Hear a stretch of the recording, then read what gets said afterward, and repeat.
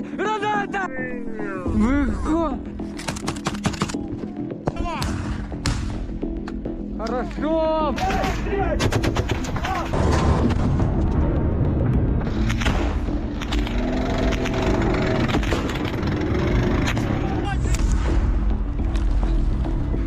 Це штук, да? Братан, терпи, ты вытечь.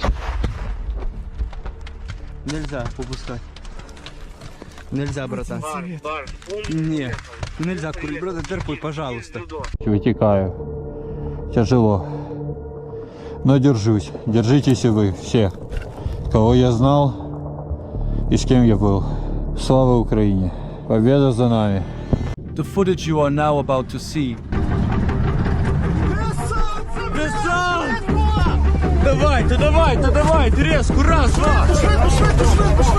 is one of the most intense documentations of heavy combat in Ukraine ever recorded. Presented in the highest quality, it shows the reality of brutal close quarters fighting from the perspective of the soldiers taking part in it.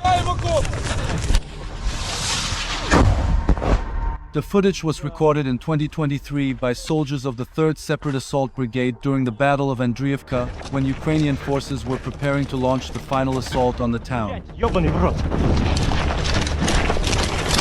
Блядь.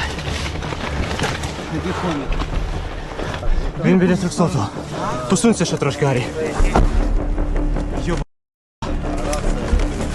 Due to the nature of the terrain and the fierce resistance from the Russian 72nd Separate Motorized Rifle Brigade, Живий?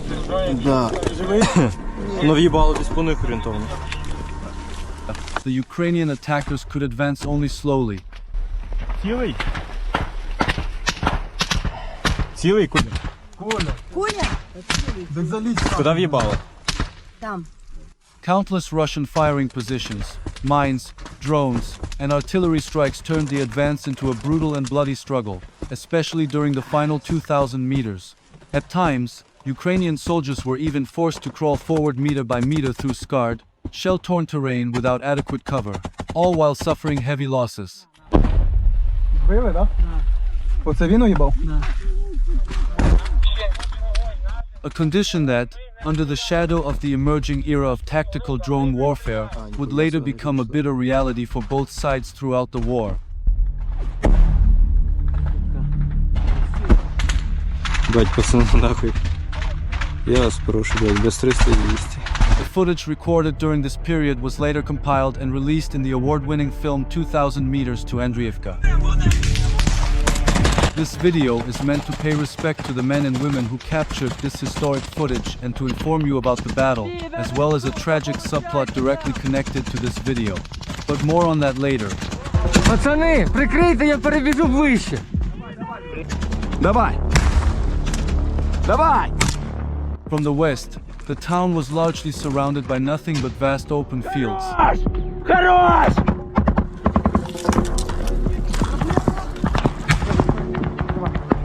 Прикривай, блядь! Прикривай, сука! Залупа, прикривайте ви чи ні, блядь? Тримай, раз! Та зараз я дам, блядь, чекай. Я закину, старий, ти не переживай, що я, блядь. Валерич, а я, блядь, стою, блядь, ззаді, блядь, а? Due to mines, drones, and the density of the Russian defensive positions, it was impossible to drive directly into the town with armored vehicles. As a result, the only option was to advance slowly on foot with infantry. However, the terrain, and especially the surrounding open field, Підтягуємося! Двоєчками, прикривай! heavily canalized the movement options of the Ukrainian soldiers, particularly during the final 2 kilometers. Эдос, потягивай справа вперед, подкусь, понял? Потягивай. Блядь, підер висовує каску перед тобою! Сука! Заєбаш його! That is why this sparsely war-scarred tree line became the only route that was able to offer at least the absolute bare minimum of concealment for an advance, to put it optimistically.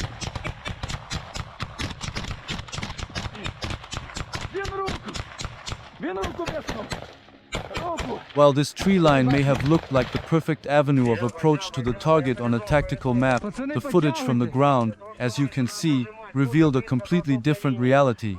a fact that serves as a strong illustration of the often existing dichotomy between operational planning and tactical reality on the ground. Граната!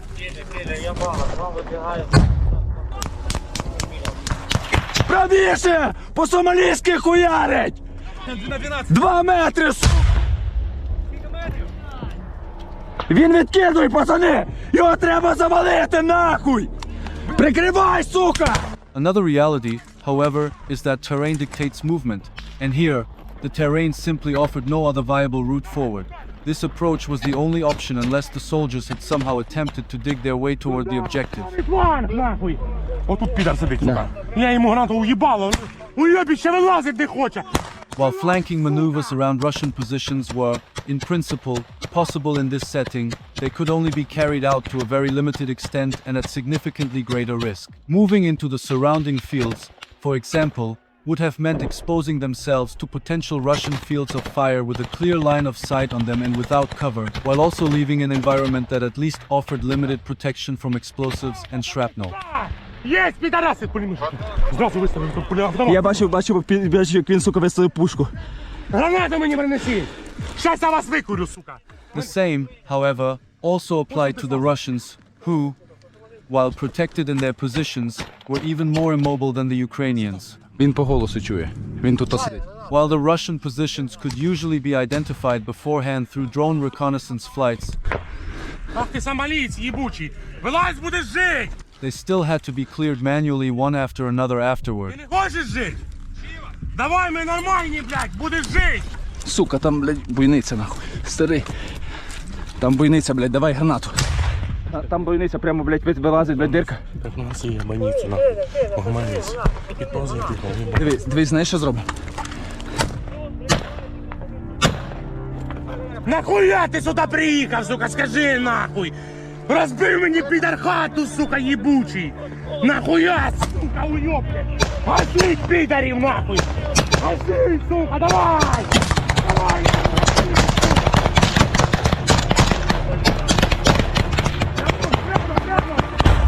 О, де підар, пиздатому. Одному пизда, тут ще один! Вилазь, сука, дай гранату. Тут ще один, сука! Стілян, до мене, каву. Давай, я йду. Залупа, бистро! Ебать ты пизда, я тебе... Бистро, сука, дай гранату, Ебать ты сука! пизда, сука! Там, да? А, там нора, да? Сейчас я зайду, сука, цю нору ебану. In combat, there is a simple rule: Що там? if the enemy is within range, Та вон 300, блядь. so are you. And so, Ще, блядь! Сука, гранат! the soldiers made contact with a Russian grenade. Єбать! It would not be the last one of the day. The exhausting fight from position to position quickly turned into a bloody loop in which the Ukrainian fighters had to methodically bound forward meter by meter along the linear route while systematically clearing out every enemy position with fire and grenades. Each newly cleared position could then be occupied by the Ukrainians and used as cover and as a base for the next short advance through the terrain. Сука, я його бачив. Блядь, я тебе не попав. На нахуй! О, блядь. Граната! Граната, ляд! Він уже горить, он підарас, їбучий. Давай. As you can see, neither fire nor grenades were being spared. In general, the amount of ammunition soldiers have to carry during such an assault in order to maintain a constant flow of fire and grenades is extremely high, with the associated weight further reducing their mobility. Хорошо, автоматно! Готовьтесь, сейчас поїздки. Готовьтесь, ангел, готовьтесь. Давай, Скільки стой. їбать його підара? This made them especially vulnerable to drones, which require fast reaction times and near-instant movement into cover in order to evade them. Це був скид, пацани, скид уже був. Fortunately, up to this point in the battle, the men had been spared from that threat, which, however, as you have just seen and heard, did not apply to the Russians. Machine gunners can be fierce opponents Чертяка єбана! and can have a major influence on firefights. It is not without reason that a large part of small unit tactics is built around them. With their high rate of fire, They can pin down the enemy to enable movement and flanking maneuvers or fix opponents in place to be targeted by indirect fire. Тебе ніхто не вб'є! Та ніхто не вб'є, вилазь, блядь! Підожди, пацани! Ніхто не вб'є, давай, вилазь! Все, братан, ти, походу, вибір свій зробив. Fortunately, his effective engagement area was heavily limited by the terrain, preventing him from freely exploiting his tactical potential, while the Ukrainians were largely able to surround him. Nevertheless, they had to deal with this threat as quickly as possible. After the demand to surrender was ignored, the men began assaulting his position. Ми не будемо стріляти, виході, здається. Попробуєш кинуть гранату, сразу двері! The pressure from the Ukrainians forced him into a passive posture, causing him to remain stubbornly inside his position. The situation quickly developed into an intense standoff. Naturally, the Ukrainians would have preferred for the Russian to simply surrender. But he had different plans. Виходь! А, ти! Граната! Виходь! Ну, сука, підарас єбаний! The grenade did not appear to have injured anyone, but I think we can all agree that this was a little too close for Уєбан, ти comfort. бачив, сука? Підар, їбать! Все. Все. Мінус. Бай, спасибо тебе. While it appears that the grenade thrower had been eliminated, Прям приїбалом впав. Братани, є ще, ви вже здалися. this development caused a second Russian inside the position to surrender to the Ukrainians. Бистріше. Виходь! Направо! Туди. Наверх. І прямо там! Там є пацани, да. Нічого, давай. Ой! Приймайте пленного! Що, будемо копатися потихеньку, чи що? Контролиш, да? Traditionally, the earth is the soldier's best friend, and even though none of them would want to end up beneath it, sheltering in it is a completely different story, since it has historically provided protection from almost every threat. Although drones have significantly changed that reality by now, Крию, пацани. Єбать, мені понравиться цей двіж, я охуєв. Мені аж понравився цей двіж, пацани. Як там кавун, пацани, все? Жопу зацепили. Оцей підар отсюда, поняв? if you appreciate the effort I have put into this video so far, please show it with a like and a comment. Also feel free to share this video and subscribe if you have not already. It really helps me out a lot with the YouTube algorithm. I put a lot of time into writing genuine human commentary, trying to give the average person at least a minimum amount of knowledge and context. But this is not the only reason I shared this video today, because I also have to inform you about a really unpleasant and tragic subplot connected to this footage. I truly think this is something you should know about. Recently, this very same video was uploaded with an AI-generated script by this channel here and performed quite well. However, since I know directly from YouTube that parts of my audience also watch this channel, I think you should know a few things about the owner of this channel and the intentions behind it. In this particular case, the owner of the channel openly boasts about it on Twitter and Instagram without any hesitation. So I am not doxing anyone here. I am merely showing you the kind of mindset you are dealing with while people are dying in this war, and while men lost their lives during this very operation. As I said, the young man from Turkey is very vocal when it comes to the main intention behind his channel. In connection with this very video, he made these two posts. The goal is to reach $70,000 a month for this channel. How easy that supposedly is, he explains here. The plan is so simple: take a video, slap AI commentary on it, let Ukraine's bot armies promote it, and get paid by YouTube in 30 days. Awesome. And when it comes to how this money is being used, he also has a very clear answer. Among other things, first-class flights and expensive rental cars such as Ferraris or G-classes. All while units on the front line sometimes have to ask for donations. And before anyone says that I am being hypocritical and that I am also only here for the money, well, this is what I have earned from YouTube so far this month. From 2015 to 2023, I could not monetize these kinds of videos on YouTube at all, and I still uploaded them anyway. This guy, meanwhile, was demonetized for the last 3 months and did not upload a single video during that period until his channel became monetized again.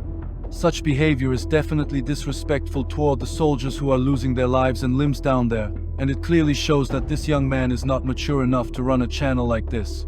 And this is only the tip of the iceberg. I have even more information about this and other channels, but I will save that for later. You should definitely be careful which channels you actively watch and support. If you want to hear more about this topic in the future, let me know in the comments. And now, back to the video. Even though the Ukrainians could not simply drive directly into the town with their armored vehicles, this did not mean that armored vehicles were not used extensively. At times, they not only served as so-called battlefield taxis to deploy infantry close to Russian positions in the surrounding area, but also actively intervened in the fighting by providing temporary fire support whenever possible. In this particular case, the assault troops advanced together with an M113 armored vehicle along the heavily battered tree line. The vehicle was used as mobile cover in the open terrain until the soldiers were able to disperse into the remains of the tree line and continue the attack from there. Since the terrain, despite a few scattered trees, was still relatively open, the men quickly began rushing forward in order to find cover in the nearest trench and establish a base from which they could effectively engage the Russian positions and continue their advance. The empty trench had most likely been identified beforehand through drone reconnaissance and was already known to the men. At least that is what I conclude from their decisiveness and the general SOPs that usually apply in situations like this.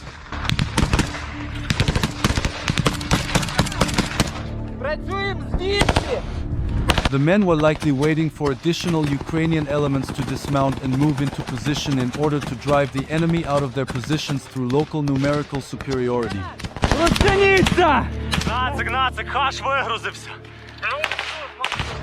Directly in front of the men, however, was a stubborn Russian position that could not be cleared out so easily, so an RPG was prepared.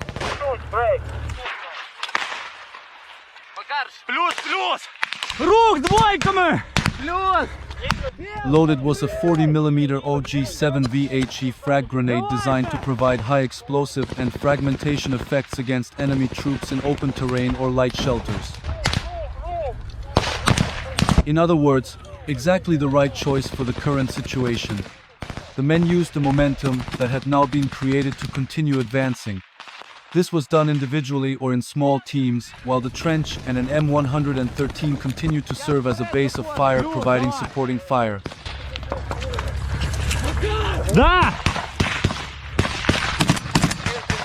The advance appeared to be progressing relatively well, prompting Russian artillery to begin zeroing in on the area, a sign that the pressure on the Russian defenders was having an effect.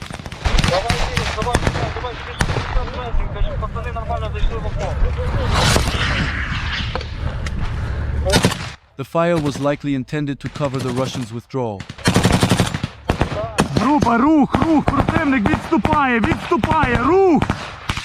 Which then followed promptly. The newly created momentum once again had to be exploited to its fullest extent. Every second mattered now, because any pause in the advance would have given the Russians time to reorganize their defenses, reposition themselves, and establish effective fields of fire with clear lines of sight onto the now empty positions that the Ukrainians would inevitably have to move into sooner or later.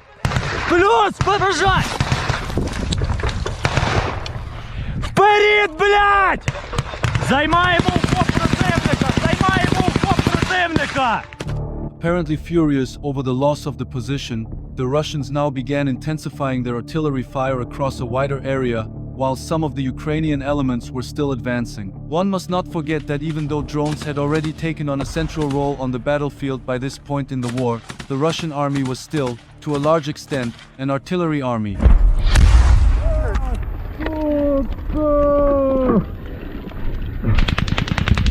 And it remains so this day. As a result, the use of large-scale artillery fire in both offensive and defensive operations remains a central part of its doctrine.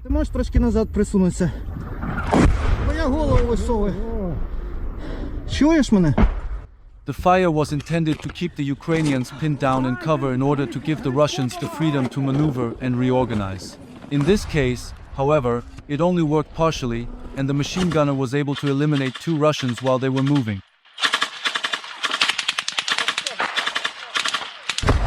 Remember what I told you just before, about how a single machine gunner can be a fierce opponent?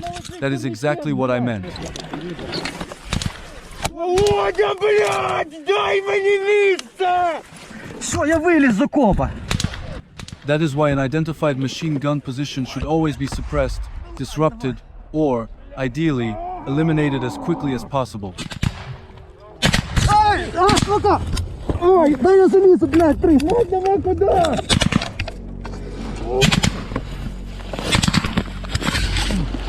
Ой, блядь, заліз, мене поранення. A drone shot shows how chaotic the situation had become at that point and how confined the space was in which the fighting was taking place. The soldier was wounded but stayed in the fight and responded with a high volume of fire.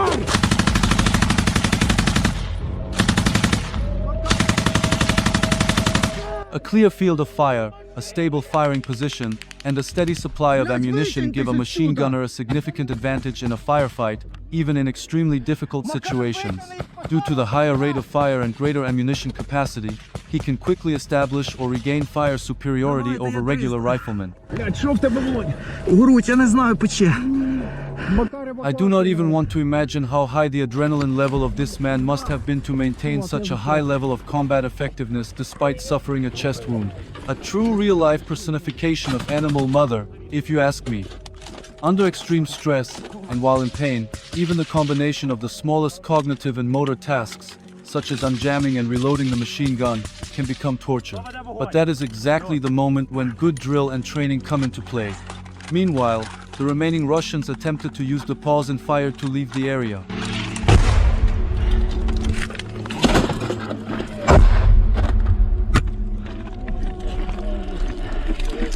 Заряджай щось. Вода, попробуй, де оце дерево, де дай туди пашку. Там сидить три підера там сидить. Зараз над вами буде літати наш дрон плюс кидом і пробувати добивати ту групу, як мене. Плюс прийняв. Давай, тоді вони підриваються, я стріляю. Макар пацанку мені хірово трохи.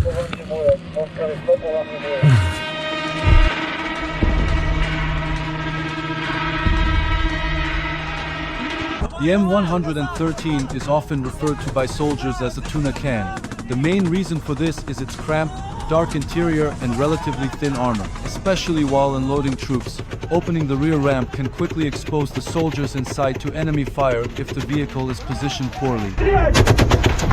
And while this relic of the Cold War has achieved remarkable results in the hands of the 3rd Assault Brigade, its vulnerability to all kinds of armor-piercing munitions remains one of its greatest weaknesses. This would soon become apparent here as well. A direct hit forced the soldiers to abandon the vehicle immediately. Severely dazed, disoriented, and most likely with wounded among them, the squad had to leave the interior of the vehicle and dismount into the very area that had just been under precise enemy fire. The intensity of this kill zone is about to become apparent once again here.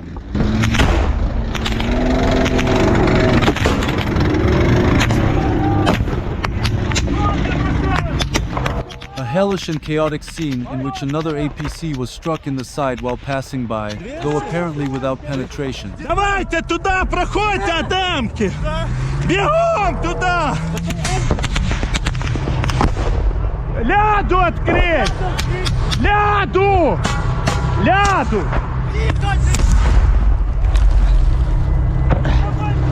Trying to hold this position for even a second longer would have been sheer madness, and the men knew it. Є місто в тебе! Повний! Повний! Їдь ви! The second armored personnel carrier was already full and could not take the men aboard. Fearing a direct hit also, it was forced to leave them behind in the open and continue on. Куди він поїхав? Що? Куди він поїхав? Вигружатися, він повний. І нам туди, в яку сторону? Туди. Куди туди? Назад куди? Давайте приймати рішення, ми не відкриті місцевості. The men were now stranded deep inside enemy territory, exposed in the open and forced to leave the area on foot, which subjected them to a constant threat from all kinds of enemy fire. They also had wounded who should have been evacuated. Overall, the situation was extremely precarious. One of the soldiers found the following words for the assault. А це ж тут, да? Слава! Since the status of some squad members still appeared to be unclear, the men remained in their desperate position for the time being. Риба мертва. Що? Риба мертва. Каптер. Каптер ушов. Уїхав? Не знаю. Барс, каптеру, срочно вак под ВТМ-ки, срочно! Дим, кінь. Та кинули там дим. Я не знаю, що це за посадка. Пішли в посадку. Мені тебе допомагали, я не зможу. Зараз будемо У мене допомагати. 2 осколка або 2 патрона. Бля, їбать нахуй.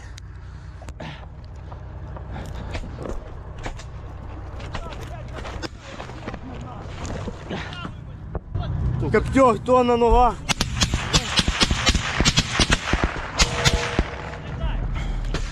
Тут А куди та М-ка з'їбалась? Та вона повна, то з АГСом. У нас ціляться. Давайте розсосіться, давайте вдвоєм туди, ми тут савай. Давайте туди десь. До слідущого дерева, щоб ми не в кучі були. Давай.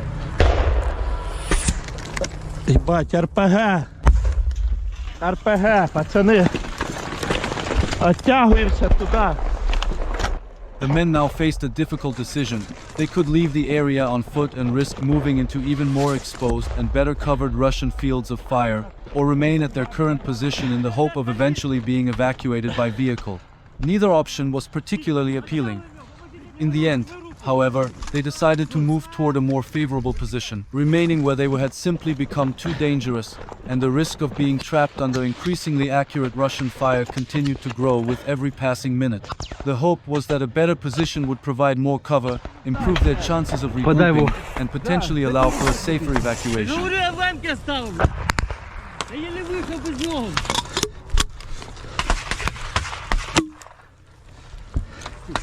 Є воги, дай. And for a while, the pressure on the unit really did seem to ease somewhat, even though the men still had to remain relatively passive and stay in cover. To disrupt the Russians a little, however, they lobbed several grenades toward their positions. This was most likely done in the hope of preventing the Russians from maneuvering on them. For now, this seemed to have worked, and the men began deploying smoke grenades to conceal their exposed flank. Щас, братан. Блять, а де мій рюкзак? На мені він. У мене фіолетовий дим. Я кинув. Кинули дим фіолетовий, бачиш, гарячі ямки. Ми камеряда. Зайняли цю горбу. Ти пить хочеш, братан? Ага, я видів вас. На, побий. Кровотечі критичної нема, можна просто за бандажом. The danger, however, was far from over. The men were still waiting for evacuation, and artillery shells, drones, or mortars could still rain down on them at any moment. There was also the constant risk of a Russian maneuver element flanking and finishing them off. Терпи, ти витіч. Нельзя попускати. Нельзя, братан. Ні, нельзя курить, братан, терпи, пожалуйста. Дай дим. The wounded were also still not properly treated, but there was reason for hope. On the horizon, a lone Ukrainian troop carrier suddenly appeared, prompting the soldiers to signal their position in the hope of finally being extracted from this hell. Юджин, блядь! Юджин! The APC, however, did not seem to notice them and simply drove past. A nightmare. Та відстрілюйтесь, блядь! To make matters worse, the Russians now opened fire on the Ukrainians again, who immediately attempted to return fire. But fortunately for them, the APC now returned after all. Whether it was able to stop and take the men aboard despite the Russian fire, however, was not shown. Да, Юджин.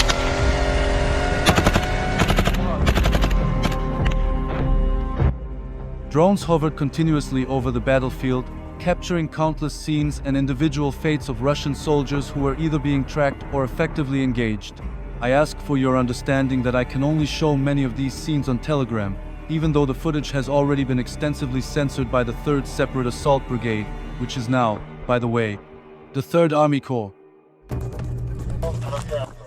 I hope that by now, Through this video and my commentary, you have been able to understand the high level of coordination and timing that such assaults and the clearing of enemy positions require. Drones have to surveil the area in order to detect enemy positions and troop movements. The soldiers then have to approach these positions and suppress and isolate the men inside them in order to force them to surrender or eliminate them with grenades followed by gunfire. Куда ті гранати кидати? Отуда. Через дорогу. Вот дерево там піде. Ну, ти що, зайди в мене? Гранати, поняв? В мене є. Я вижу, вы уже возле туннеля. Кидайте туда гранату, потом будем двигаться к туннелю. Принял. Ну, зайди. Плюс, плюс. How exhausting and painstaking this kind of work truly is cannot be emphasized enough. Every meter of ground has to be fought for. Even the smallest mistake or moment of hesitation can have fatal consequences. What may look like a relatively small advance on a map often translates into hours of brutal close quarters combat and immense physical and psychological strain for the soldiers carrying it out. Блін.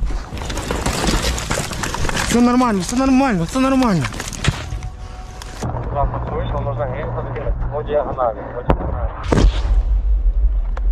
Генон, я почув. Вважай на дерево, щоб вона не збилася. Не спіши. Since this is not a game, you usually do not receive immediate hit feedback, and often do not know for extended periods of time what effect the last shot or the last grenade throw actually had.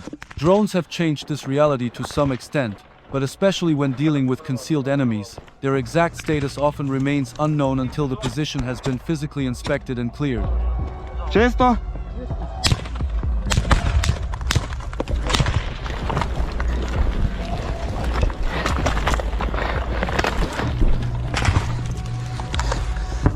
Єна, я тут в укритті. Ми перебігли, ми зафіксувались в укритті тут. Цинкуй 12.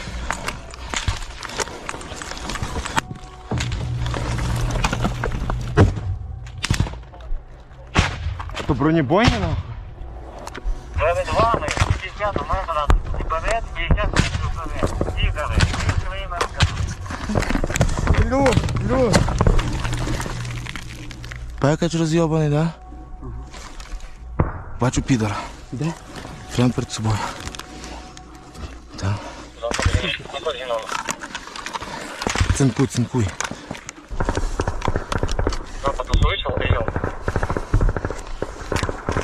Генон, я цинкую підора, я не можу рухатися. Я бачу підора, немає як рухатися, цинкую його, хочу його вбити нахуй. By the time of the assaults, Andriivka had already been reduced to little more than a wasteland of ruins, with not much left standing after the constant and highly concentrated artillery bombardment. 2-0. Починайте рух, чекаю доповідь. Плюс, виходимо. The ruins and remains of what had once been houses, however, offered significantly more protection than the surrounding terrain and allowed both the Russians and the Ukrainians to conceal their presence. For the Ukrainians, this once again meant having to carry out a slow and methodical clearing of the area.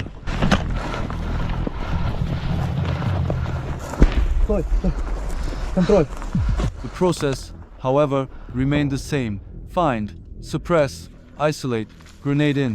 Secure. Again and again, the soldiers had to repeat the same brutal routine.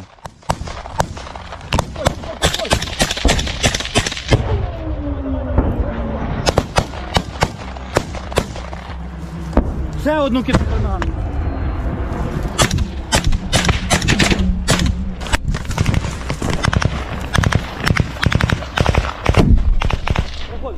While this process could, in some exceptional cases, still be carried out relatively fluently on open terrain with numerical superiority and good preparation through drones and artillery, this approach became even more difficult in the more urbanized environment because of all the debris and rubble. Every misstep or failed grenade throw could have even more serious consequences here. FPV!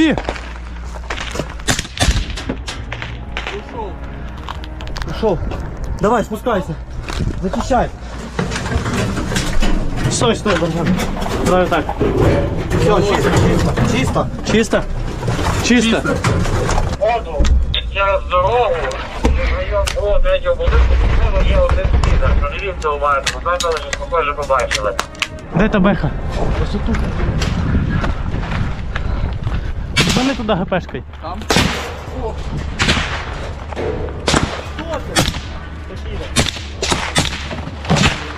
Братан, падай, падай, падай! Гранату! Пацани, виходьте. На ту сторону.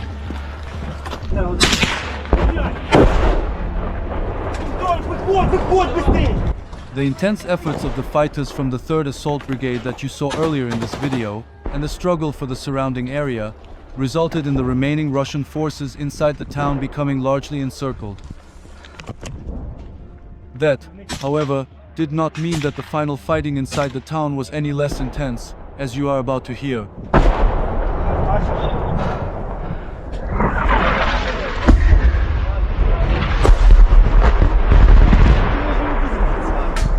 Керник, ти бачиш нас?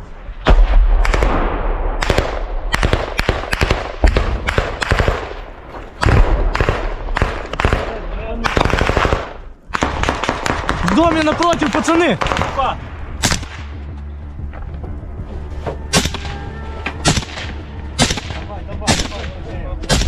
В'їби туди, братан. В дом, в той дом. Давай, я буду крити. В окно. I hope this footage helps make the intensity of a modern large-scale conventional war at least a little more comprehensible to you, and that is exactly why footage like this is so valuable. It shows the reality on the ground far better than any map or news report ever could. I wish I could have contributed even more to this understanding, and I hope I was able to do at least a little justice to this piece of history. And if you think what you just saw was intense, then just wait for what comes next.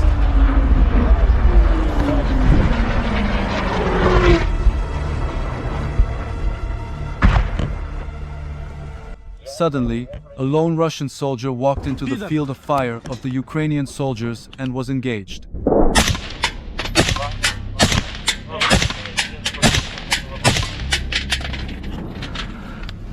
It seemed, however, as though he had still managed to make it into cover.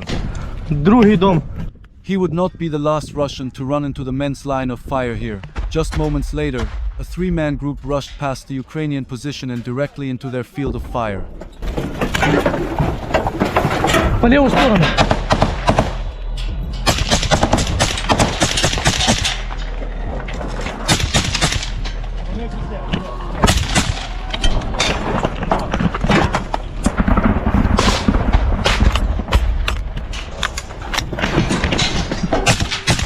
I already made a reference earlier in this video to Full Metal Jacket, Stanley Kubrick's anti-war masterpiece and one of my absolute favorite films. And in that movie, there was a scene that resembled this situation here almost one-to-one. Maybe some of you remember it. And while I am usually extremely careful with comparisons to movies or video games, because I generally do not think statements like war looks like a video game or war looks like a movie are particularly accurate, the reality is actually the other way around. War does not try to imitate movies or games. Movies and games try to imitate the reality of war. But the fact that, almost 40 years later, 2,000 meters to Andriivka was released and ended up showing in real life something that Kubrick's work was already trying to portray in an extremely realistic way back in 1987 is, at the very least, worth mentioning. War is hell.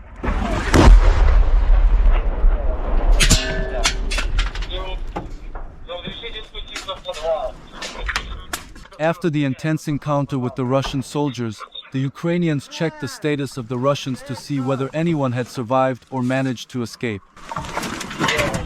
Он за забором, за забором.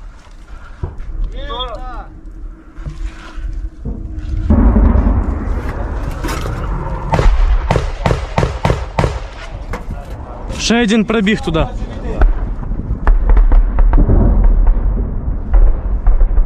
And indeed, it appeared that one Russian had survived, because a short time later 2 Ukrainians returned with a prisoner, dragging him away from the scene in order to question him. His rank would later turn out to be quite surprising. Оттягуйте. Ремич, потягнете, прикриєте, щоб ми закрили ту залупу. Давай. Звання. А полукайте його, документи, блядь, і допрос проведіть, блядь. Документів нет. Майор. Документів немає. Каже, що звання майор. Як прийняв?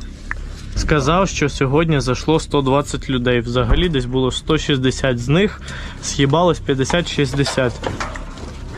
Они все утром съебались. Все, тільки ми їх почали штурмувати, так? Остальні там, що перебігали, ложили їх? А тут пизда сколько полегло. The 4 Russians were not the only lost souls wandering through the ruins of Andriivka. The entire town was filled with shattered Russian elements moving aimlessly through the rubble in the hope of avoiding Ukrainian bullets. But because Ukrainian drones maintained constant surveillance over the entire area, it was ultimately an effort doomed to fail. Єбать. До нас. Є, бачу. Жди. Прицелься добре. From the cover of a partially roofed ruin, they opened fire on Russian elements while the previously mentioned drone observed everything from above. Did the man know that his fate was already sealed the moment he left the concealment of his shelter? I do not think so. Сука, ворушиться.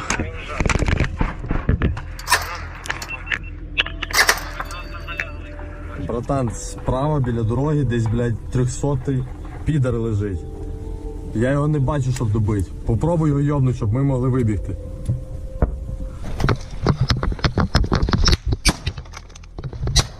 Ховайся. Все, готов?